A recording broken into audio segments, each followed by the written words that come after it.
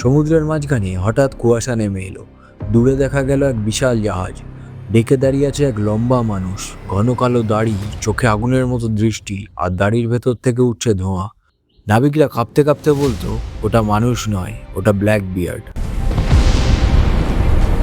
কিন্তু প্রশ্ন হলো, সে কি সত্যি এত ভয়ঙ্কর ছিল, নাকি গল্প তাকে দানব বানিয়েছিল?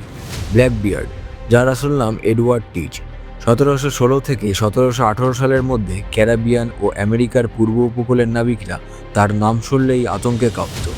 তার জাহাজ কুইন্স অ্যানিস রেভেন ছিল শক্তিশালী কামানে ভরা। 1718 সালে তিনি চার্লসটন বন্দরে অবরোধ করেন। কয়েকদিন পুরো শহরের ব্যবসা বন্ধ হয়ে যায়। তবে আশ্চর্যের বিষয়, তিনি অকারণে কোনো মানুষ হত্যা করতেন না। তার আসল অস্ত্র ছিল ভয়।